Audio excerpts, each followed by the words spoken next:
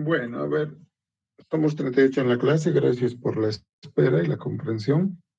Entonces vamos a continuar con la clase del día de ayer. Voy a compartir mi pantalla.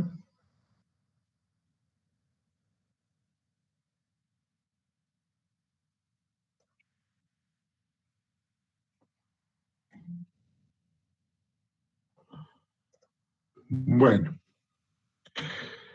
el día de ayer habíamos empezado con SQL, indicando que SQL es, vamos a pasar rápidamente algunas diapositivas. Pasaremos acá. SQL es, dijimos, un lenguaje que tiene como que dos sublenguajes, ¿no? Que son parte del SQL. Y uno es el DDL o LDD, el otro es DML o LMD. También hemos visto que este primero, que es el LDD, es el lenguaje de definición de datos, que me permite crear, borrar y modificar relaciones o tablas. Y bueno, dijimos que es el que menos se usa en cuanto a frecuencia, porque obviamente no creamos todo el tiempo bases de datos, creamos una sola vez en grande y luego obviamente hacemos las adecuaciones que sean necesarias de acuerdo a los requerimientos. El que vamos a usar más, o se usa más, y también los vamos a usar más seguramente, va a ser el DML o el MD. ¿Por qué? Porque obviamente después de que la base de datos hemos creado, lo primero que hacemos es alimentar a la base de datos. Y cuando ya tenemos datos en la base de datos para el propósito que se ha creado, entonces empiezo a utilizar, ¿no? Si es un supermercado, entonces voy a actualizar frecuentemente las existencias y los productos, por tanto voy a tener un fuerte impacto de operaciones update o insert, ¿no? Por otra parte, también tenemos que acceder a los datos de los productos, por tanto voy a tener un select también. Bueno, y en alguna ocasión seguramente voy a tener un delete cuando necesite borrar, pero con menor frecuencia el delete.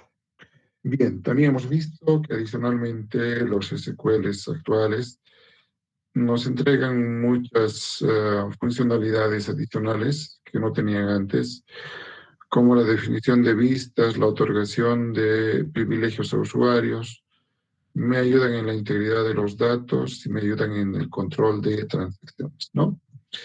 Eso habíamos visto de una manera rápida, hemos visto cómo crear, hemos visto algunos ejemplos, hemos visto la estructura básica, algunas corridas donde hemos explicado cada paso que hemos hecho, cómo ordenar, cómo usar los operadores, cómo usar el like, etcétera, que es donde habíamos quedado, ¿no?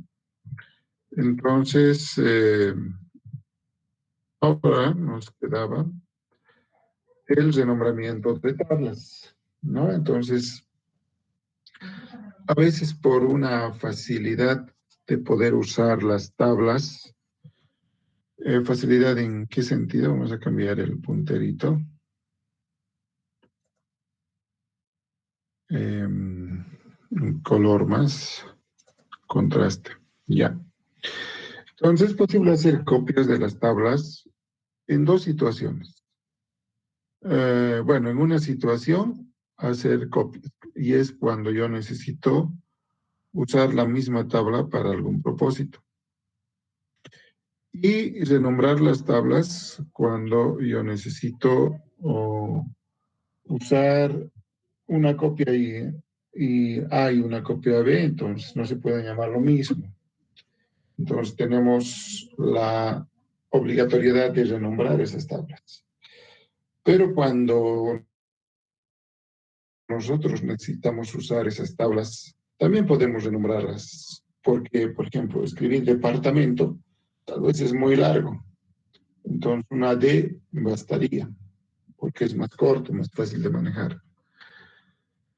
Ahora, El primer ejemplo de que puedo duplicar las tablas, veamos el siguiente esquema, ¿no? Queremos obtener el nombre de los empleados con al menos 2 hijos.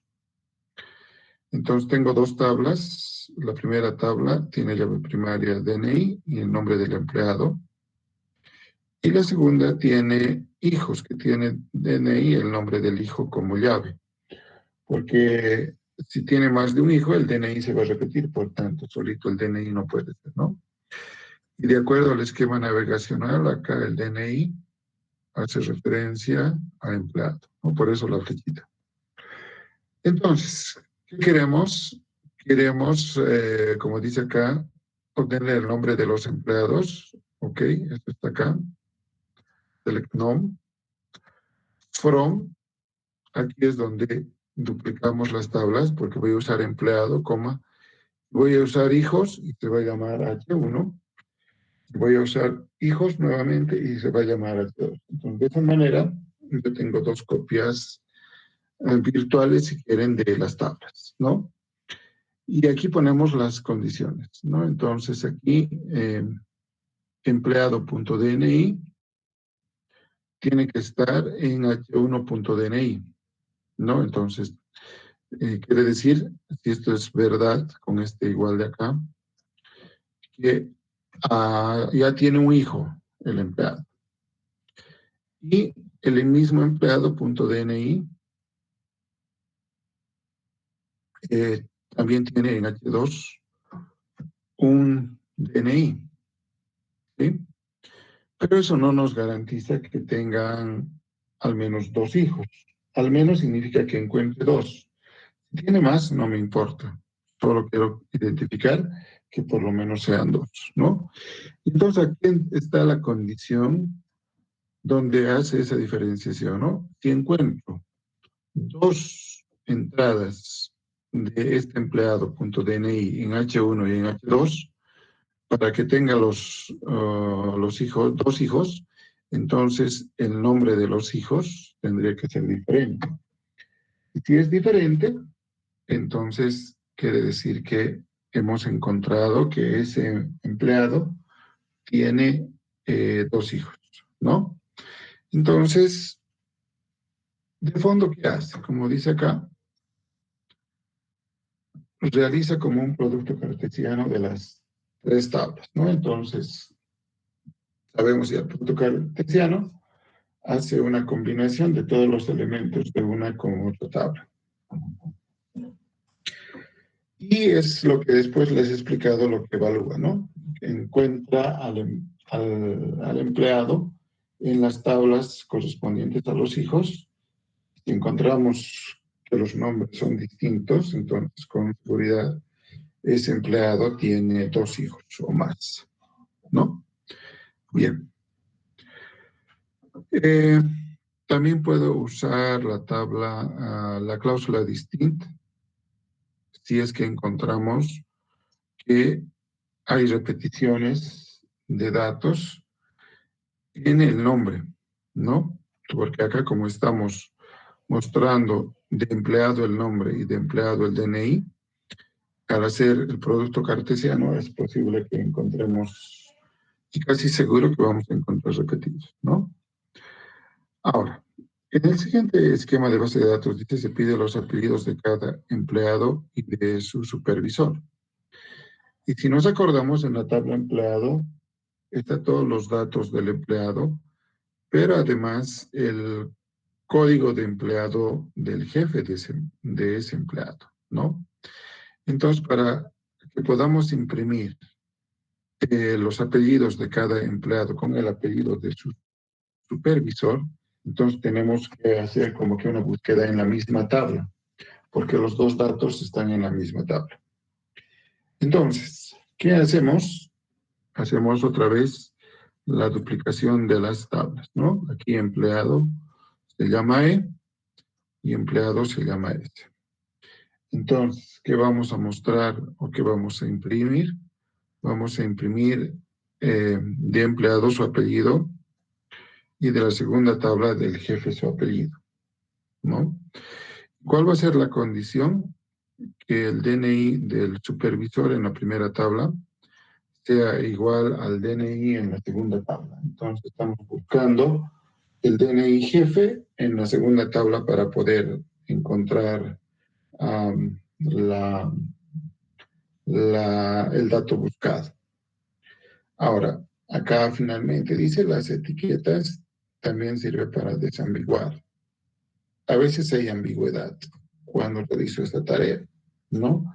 Porque cuando en dos tablas algo se llama lo mismo, como que en una llave es primaria y en la otra llave es foránea, y pongo, por ejemplo, DNI igual a DNI, y DNI hay en más de una tabla, entonces el mismo manejador de la base de datos, a través de su procesador de consultas, se va, entre comillas, rayar, porque va a decir ahora este DNI de qué tabla proviene y este otro DNI de qué tabla proviene. Entonces hay una ambigüedad. Entonces me sirve para desambiguar también. ¿Dónde estoy desambiguando? Cuando utilizo el nombre de la tabla, ¿no? Porque fíjense, acá le voy a cambiar de color para que esté más clarito.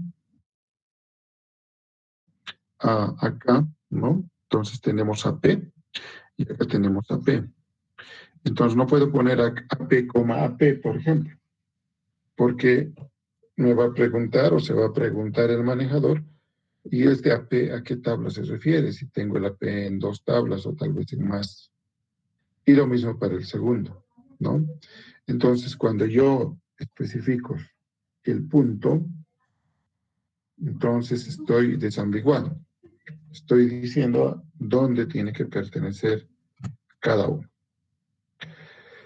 Bien, vamos a ver algunos tipos de datos SQL, digamos que los estándares, ¿no? Y que vamos a encontrar en todos los manejadores y con pequeñas variaciones. Entonces, la norma SQL define un conjunto de tipos para columnas de tablas y habitualmente cada manejador tiene tipos propios o particulares para los tipos de la norma SQL, ¿no? Entonces, hay que revisar el manual para tratar de encontrar qué son los tipos de datos que manejan. En los básicos son los mismos. La forma de definir va a ser las mismas. Lo que puede variar va a ser, por ejemplo, si consideramos un tipo de dato de un tamaño X, el máximo puede variar, porque cada tipo de dato tiene un máximo, ¿no? El entero tiene un máximo, el carácter tiene un máximo, etcétera. Entonces no puede exceder de ese máximo. Entonces, esas situaciones pueden variar en una pequeña diferencia. Entonces, como dice acá, yo les decía también, es necesario consultar los manuales de los sistemas gestores de base de datos o Database Management Systems, ¿no? En el caso de las cadenas, por ejemplo, nos van a especificar ahí cuál es la longitud máxima que una cadena puede almacenar. En el caso de tipos numéricos, ¿cuál es el rango de valores posibles, ¿no? Acá tenemos algunos ejemplos de valores que pueden diferir entre uno y otro, ¿no? Entonces, por ejemplo, un entero grande, pues el número máximo, esto es algo estándar, ¿no? Es de 8.589, a ver, 1, 2, 3, sí, 8.589 millones, 934.592, ¿no? Entonces, si es 8.589.934.593, y ya no me va a entrar, ¿no? Entonces, por eso es importante guardar o saber cuáles son sus máximos, aunque si manejamos enteros, muy difícilmente vamos a llegar a estos valores. O un entero, ¿no? Que más o menos tiene como 186.282, un valor promedio máximo que pueden guardar. O un small int, que solo guarda un entero pequeño, que se guarda 186, ¿no? O un numérico, un decimal, que tiene 999.99, que es la precisión y la escala, o un real que está definido por 6.025 elevado a la 23, ¿no? O una doble precisión, que es este valor, o un flat, o un máximo de carácter, ¿no? Entonces, por ejemplo, acá, si decimos 15 caracteres, siempre nos va a guardar 15 caracteres, por tanto va a haber un espacio que estamos desperdiciando por cada tipo de carácter, ¿no? Por eso tampoco hay que desperdiciar mucho. Es por eso que, por ejemplo, no vamos a usar un tipo texto. No recuerdo ahorita el tipo texto, pero la cantidad de caracteres que puede guardar es inmenso, ¿no? Entonces voy a guardar un gris, como en este caso. Voy a desperdiciar pues un montón de espacio innecesario. O un varchar n, ¿no? Con donde puedo guardar un hola. O un date, que usualmente en las bases de datos manejamos este formato, ¿no? Año, mes, día, que es el formato estándar. O un time, que me guarda horas, minutos, segundos, centésimas de segundos. O un timestamp, que me guarda la captura de un instante del tiempo y que me va a guardar en ese instante del tiempo las dos cosas, ¿no? O el año y además de la hora. Bien. Sobre esto hay otros tipos de datos, hay que revisarlos dependiendo del manejador. Nosotros tenemos ya una muy clara idea de para qué son los tipos de datos, o sea, en ese aspecto, pues no hay mayor dificultad al respecto. Bien, a ver, continuemos. Hablemos de las expresiones. Aunque SQL no es un lenguaje de programación, dice, de propósito general, puedo redactar algunas expresiones para poder realizar o especificar ciertas condiciones. Estas expresiones pueden contener referencias a columnas, pueden tener valores literales, operadores aritméticos, llamadas a funciones. Los operadores aritméticos son los habituales, ¿no? Para sumar, para restar, para multiplicar y para dividir. Estos operadores solo funcionan con valores numéricos. Y los operadores más y menos también podemos usar para fechas, ¿no? Porque yo puedo sumar días, restar días. Todos los SQLs tienen un conjunto de funciones, algunas muy generales que están dentro de la norma, pero si revisamos el manual, vamos a ver que tiene muchas funciones para hacer distintos tipos de tareas, ¿no? Así como tiene, digamos que el Excel. Por eso recalcan que otra vez es necesario manejar un DBMS tradicional. Algunos ejemplos de funciones, porque no son los únicos, por ejemplo, es valor absoluto de un número, que DB2 lo maneja como apps.s, SQL Server como apps, Oracle como apps y MySQL como apps. Menor entero, que es mayor o igual a un valor, DB2 lo maneja como sale, y SQL Server MySQL como sale, y Oracle como sale también. Y menor entero, menor o igual a un valor, todos lo manejan como floor, ¿no? Y la potencia, todos lo manejan como power. El redondeo, todos los manejan como round. Y el módulo, eh, DB2 y Oracle lo manejan con la cláusula mod o la función mod. Y SQL Server y MySQL con porcentaje. Entonces, estos son algunos ejemplos solamente de algunas funciones, ¿no? También es importante tener funciones que lo convierte todo en minúscula, ¿no? En todos los casos se llama lower y a mayúscula en todos los casos se llama upper. Cuando yo guardo en la base de datos los datos, se van a guardar tal cual yo escriba en la ventana de entrada. Por tanto, también hay que estandarizar cómo vamos a guardar la información. Entonces, no es buena práctica que yo por ejemplo, guarde todo en minúscula, mi compañero de trabajo guarde todo en mayúscula, y la otra compañera de trabajo guarde respetando mayúsculas y minúsculas, ¿no? Puede que los datos estén correctos, pero eso es, digamos, un aspecto de fondo, ¿no? Que los datos no estén incorrectos ya es complicado. Pero, sin embargo, en el aspecto estético y de cómo voy a mostrar los reportes, etcétera, también es algo importante. No puedo mostrar en un reporte mezclado mayúsculas con minúsculas, etcétera, o sea, todo un carnaval.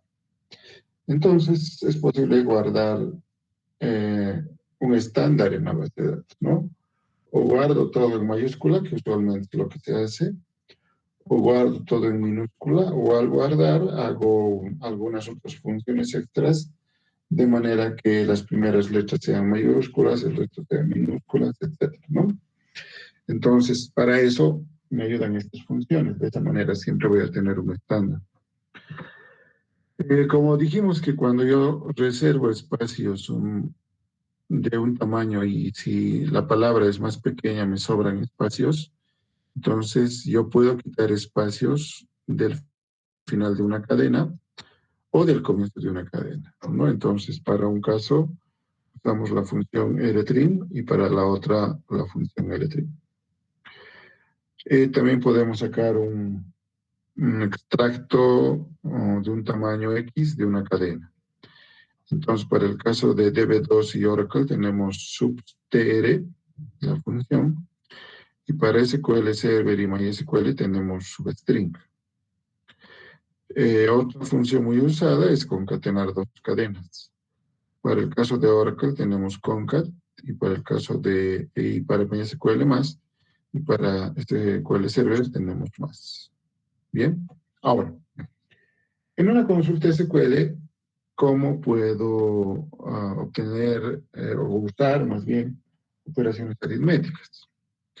Por ejemplo, necesitamos obtener el salario, la comisión y los ingresos totales de todos los empleados que tengan un salario menor de 20.000 euros, clasificado por número de empleado o ordenado por número de empleado. Entonces, muy sencillo, ¿no? Agarro la tabla empleado, saco el código del empleado, el salario, la comisión, y como me piden el ingreso total, entonces hago una suma del salario más la comisión. De todos los empleados, no. Aquí hay una cláusula where donde el salario es menor a 20.000 y obviamente ordenado por número de empleado.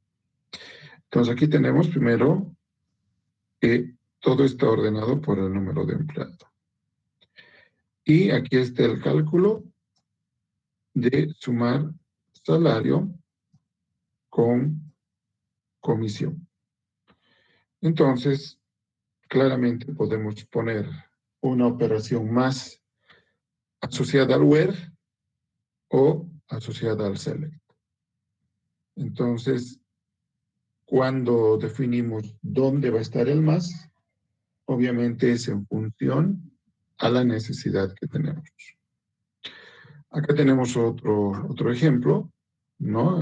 Por ejemplo, yo quiero imprimir el nombre del empleado, el salario del empleado, y el salario incrementado en 3.75% de ese salario, ¿no? Entonces, aquí aplicamos otro operador, que es el operador por o multiplicación, donde el salario es el valor del salario por 1.0375. ¿De dónde? De la tabla empleado, con la misma condición anterior, que sea menor a 20.000 y ordenado por el número de empleados. Entonces acá tenemos el resultado, aquí no hay problema, es el número de empleado, acá está el salario, y este es el valor del cálculo del salario, incrementado en 3.75%, ¿no? Entonces, si se fijan, aquí es 18.270, aquí es 18.955, ¿no? Entonces, hay un pequeño incremento de un 3% en este salario. Bien, entonces, acá tenemos también otro cálculo, ¿no? Necesito imprimir el empleado, el salario y el porcentaje de la comisión del salario, ¿no? Respecto al salario, más bien. De la tabla empleado, entonces, de todos los datos, no. De aquellos cuya comisión respecto al salario sea mayor a 8%. Entonces, una vez hecho y ordenado, obviamente, por número de empleados. Entonces, una vez impreso el número de empleados, la comisión y el salario, entonces, como podemos ver acá, todos esos valores son mayores al 8%, a un valor de 8, ¿no? Respecto al salario, un 8% superior al salario.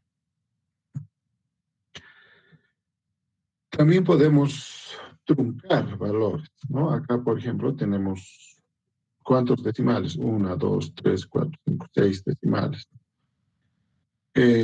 A veces demasiados decimales tampoco es un buen reporte. Entonces, quizá manejar solamente 2 decimales es una buena práctica. Entonces, acá mostramos la misma idea, pero estamos diciendo que vamos a truncar el valor del 3% del salario a 2 decimales. ¿Con qué? Con la variable o con la función trunco, ¿no? Igual, la misma tabla empleado, con un salario menor a 20.000, ordenado por el número de empleado. Y como pueden ver, acá tenemos solamente el valor y 2 decimales, en lugar de todos los decimales que acá nos mostraba, ¿no? Acá tenemos 1, 2, 3, 4, 5, 6 valores que nos muestran, lo cual no es adecuado, y esto es más adecuado. Entonces, podemos usar funciones como trunc o como round también, que me va a redondear, si yo deseo redondear y no truncar. Bien, también puedo usar algunas otras posibilidades, ¿no? Por ejemplo, acá estoy usando el select. ¿Qué cosa quiero mostrar? El apellido. Y aquí una función que me dice voy a concatenar esa salida ¿con qué? Con una coma. Y a continuación voy a concatenar eso ¿con qué? Con el primer nombre. Y le voy a renombrar a esa columna como nombre. ¿Sí? Entonces, como esto es last name, ampersand, coma, ampersand first name, como que la salida va a ser medio complicado de entender. Entonces, por eso, para simplificar el reporte, es que le vamos a poner name. ¿De dónde voy a sacar eso? Pues de la tabla empleado. De todos los departamentos, no, solamente donde el código del departamento donde trabaja el empleado sea A00, ¿no? Y lo vamos a ordenar por nombre. Entonces, este es un posible resultado. Entonces, aquí está el name, que es este nombre que le hemos dado acá. Y aquí está el apellido, Has Krista. Luego Lucchesi, Vincenzo. Y O'Connell, Sion, ¿no? Entonces, tenemos 3 datos que cumplen esa condición de que son trabajadores del A00. También podemos usar operadores de conjunto, ¿no? Las conocemos ya. Unión, intersección y diferencia, con la aclaración de que en Oracle es un minus. Por definición, los operadores de conjunto eliminan las tuplas duplicadas. Eso vimos en la teoría del álgebra relacional. Cuando explicamos el álgebra relacional, nosotros dijimos, ¿no?, que cuando realizo operaciones de conjunto se basa en los conceptos de la teoría de conjuntos. ¿Y eso qué significa? Que cuando tomamos un conjunto, y lo dije en clases, por ejemplo, los animales, no hay dos elefantes, no hay dos caballos, no hay dos perritos, ¿no? O sea, hay un perro, hay un caballo, hay un elefante, y ese elefante representa a todos los elefantes del mundo, y ese caballo a todos los caballos del mundo. Por eso no hay repetidos. En este caso pasa lo mismo, ¿no? La administración de repetidos cuando hago estas operaciones es automática. Ahora, si por alguna razón, porque a veces necesitamos dos duplicados por alguna razón, entonces voy a utilizar el operador a continuación de OR, ¿no? Entonces eso es menor a all, mayor a all, igual a all, dependiendo de lo que vamos a ver. Bien, ¿cuándo puedo hacer la unión? Para hacer la unión, primero cada celda debe tener el mismo número de columnas. A eso hemos llamado en álgebra el mismo orden. Las columnas correspondientes deben tener tipos de datos compatibles. Eso también lo dijimos en álgebra, ¿no? Tienen que tener tipos de datos compatibles, aunque no sean lo mismo, ¿no? O sea, puedo poner nombre, que es un varchar, con productos, que es un varchar, ¿sí? La unión de esos dos como que no tiene mucho sentido, ¿no? O sea, ¿para qué uniríamos productos con nombres de personas? No tiene sentido. Pero lo que va a interesar ahí que los dos son varchados. Entonces puedo unir, ¿sí? Entonces, si mi reporte va a tener o no sentido, eso ya no depende de la computadora. Ella es tonta en ese aspecto, ¿no? Entonces, quienes tenemos que tener cuidado somos los que estamos haciendo el reporte. La unión elimina duplicados y obviamente si voy a usar un order by, tiene que ser lo último que uso, ¿no? Porque obviamente tengo que hacer todo y después ordenar. No puedo ordenar primero y luego recién hacer la consulta porque es algo ilógico. Entonces acá, por ejemplo, tenemos un ejemplo de unión, ¿no? Entonces acá seleccionamos MGR number de nombre del departamento, ¿no? Entonces, el jefe del departamento. Pero a continuación queremos que salga como depth para diferenciar entre departamento y nombre de persona. Y selecciona número del jefe, que le pongo MGR, y su apellido. Entonces, en el primer caso, en el amarillo, de departamento, ¿de dónde saco la información? De departamento. ¿Cuántas columnas? 2 columnas. Luego, de la tabla empleado y departamento, que estoy renombrando, ¿no? Departamento se va a llamar D y empleado se va a llamar E. Entonces, igual, tengo 2 campos, ¿no? Tengo el código del jefe y el apellido. La diferencia es que aquí tengo que hacer un join. Estoy haciendo un join entre el departamento y el empleado para saber a qué departamento está asignado. Y lo voy a ordenar por las columnas 1 y 2 de manera descendente, ¿no? Por bloquecitos. Entonces, bueno, debería ser ascendente, ¿no? Está ordenado de manera ascendente. No, está bien. Ordenado la 1, no le hemos puesto nada. La 1 es MGRNO, entonces eso va a ser ascendente. y la 2 tendría que ser descendente. Ok, ¿no? Y con el rótulo para que podamos diferenciar entre lo que es departamento y lo que es persona. Ahora, cuando yo quiero consultar más de una tabla, ya sabemos que las tablas tienen que estar asociadas, como en este caso. Entonces tengo empleado o el apellido del empleado, un conjunto de posibles columnas y un departamento en el que trabaja o está asociado ese empleado. Y esto va a apuntar a departamento, ¿no? Por ejemplo, el empleado C00020, que es Thompson, trabaja en el departamento C01. Y el departamento C01, pues es el Information Center, ¿no? Entonces, lo primero que tenemos que recordar y tener claro es que ahora vamos a hacer consultas con más de una tabla. Y solamente puedo hacer consultas en más de una tabla si las tablas están asociadas. Si no, no la podemos hacer, ¿no? Y acá es importante la dirección de la flecha, ¿no? No es casualidad que la flecha esté a este lado.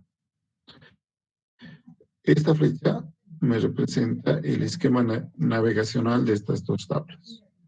¿Y qué me dice? Me dice que a partir del código workdep puedo encontrar los datos ampliados de departamento, como el código del departamento, el nombre del departamento, la dirección, el teléfono, todo lo que implica el departamento. Entonces no puede ser al revés, ¿no? Pues siempre va a ir de la llave foránea al que contiene la llave primaria. De esa manera construimos los esquemas navegacionales.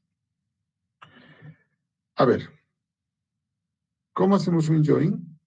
Es muy sencillo, ¿no? Aquí estamos seleccionando número de empleado, el apellido, el departamento en el que trabaja y el nombre del departamento en el que trabaja.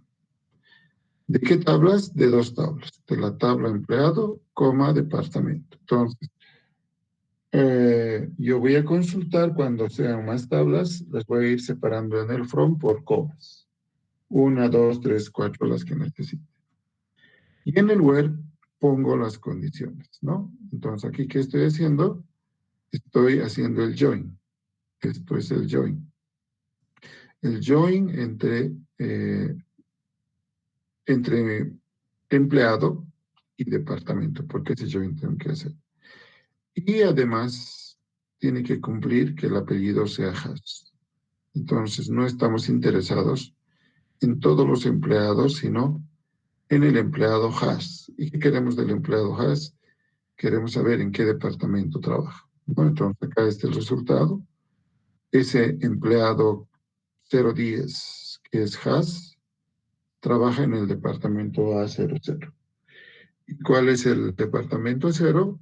Es el que está especificado acá como Computer Service, ¿no? División de Computer Service. También podemos hacer join de 3 o más tablas. Acá igual podemos apreciar el esquema navegacional, ¿no? La flechita me dice que código de empleado me va a asociar, o de departamento, perdón, me va a asociar a departamento. Y a su vez el código del jefe de ese departamento va a asociar a los datos de ese departamento, ¿no? Entonces, algo específico, por ejemplo, tenemos que el departamento D21, ¿a qué se refiere? A departamento de Administration System, ¿no? Sistemas de administración. Tiene como jefe al que tiene como código de empleado 070. Pero no sabemos quién es el 070. Entonces vamos a empleado y buscamos el 070. Y sabemos que 070 había sido Eva que tiene un código de inicial de letra, una D, y que su apellido es Pulaski, ¿no? Bien, entonces hay esa asociación entre los tres. Entonces, yo quiero asociar proyecto con el empleado, no lo puedo hacer directamente. Este esquema navegacional me dice que para asociar proyecto con empleado, tengo que ir de proyecto a departamento y de departamento a empleado. ¿Sí? Entonces, aquí, por ejemplo, ¿no? Estamos mostrando o queremos mostrar el número del proyecto, el nombre del proyecto, no, el número del departamento asociado al proyecto, por eso dice project.dep, ¿no? Esto es para desambiguar. Seguramente tenemos depto, como podemos ver acá, ¿se fijan? Depno está en proyecto y depno está en departamento. Entonces aquí tampoco puedo poner depno porque no vas a ver a cuál de las tablas estoy haciendo referencia. Entonces, para desambiguar, utilizo primero el nombre de la tabla, punto, y el nombre del atributo que quiero mostrar. Y luego depName, mgrno y lastName, porque estos son únicos. Por tanto, el manejador no va a tener problema de identificarlos. ¿De qué tablas? De 3 tablas. De proyecto, de departamento y de empleado. Entonces, ahora hacemos join. Join.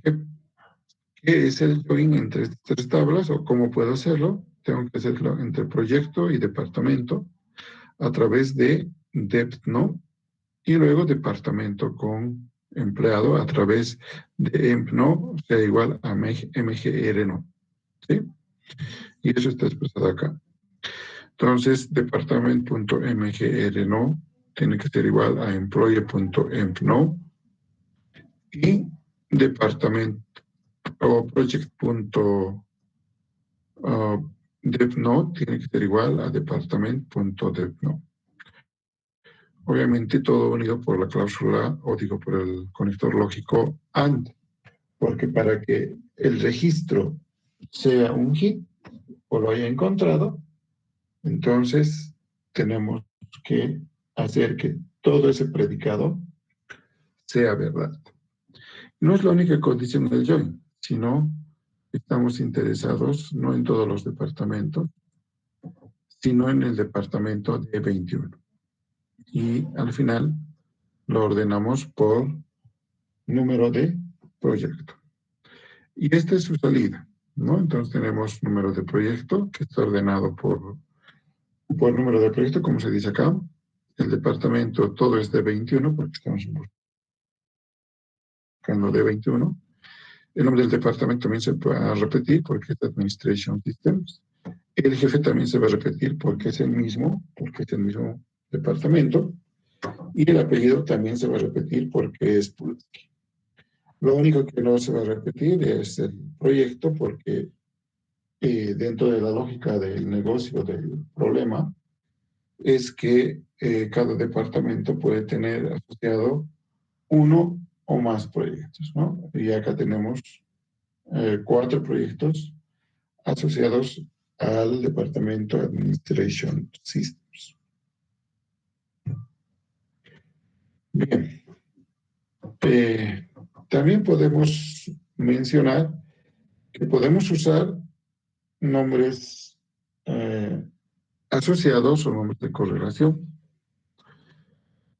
Entonces acá la diferencia es que a proyecto le estoy llamando P, a departamento le estoy llamando D y a empleado le estoy llamando E. En algunas instancias de manejadores esto se hace directamente así, employee E.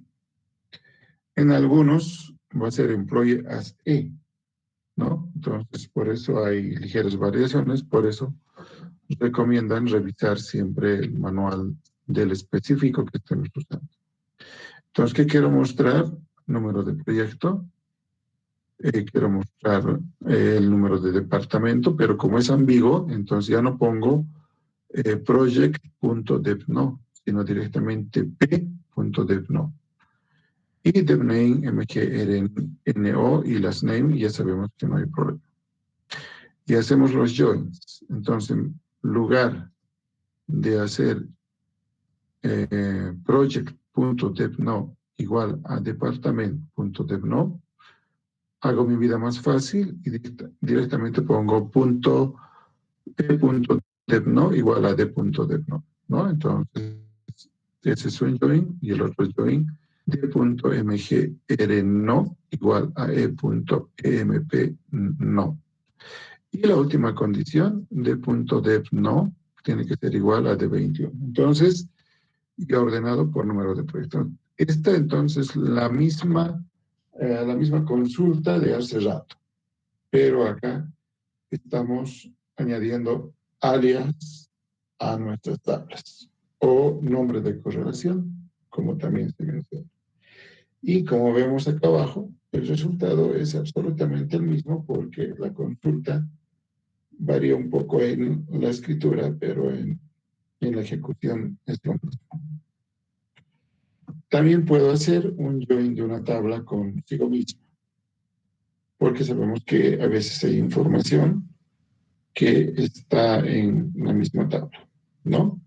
Entonces, acá, por ejemplo, hay un proceso de 3 fases, ¿no? Primero, recuperar la fila de un empleado de la tabla empleado, que se va a llamar E, por ejemplo, ¿no? El empleado 0330.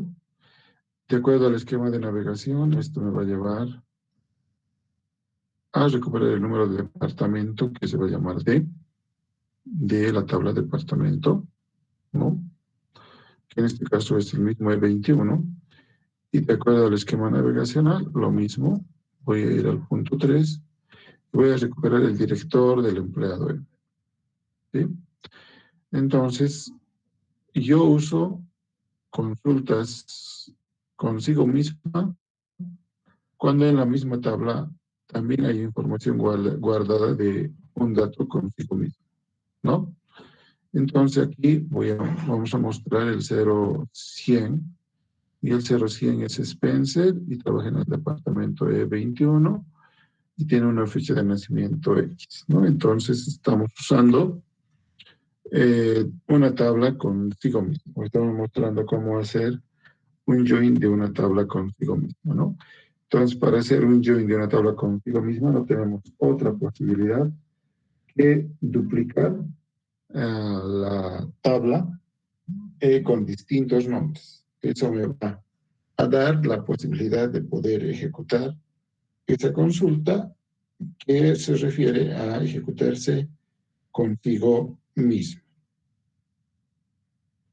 Bien, a ver, sigamos.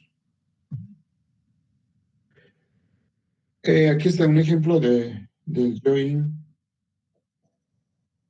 de una tabla consigo mismo, ¿no? Entonces tenemos que buscar qué empleados son mayores que su director, ¿no? Entonces, el empleado y el director están en la misma tabla porque son a su vez empleados, ¿sí? Entonces, aquí, primero, me fijo en las tablas y acá en el from tengo departamento y se va a llamar D, pero la tabla empleado lo duplico. Una va a ser E y la otra va a ser M, ¿sí?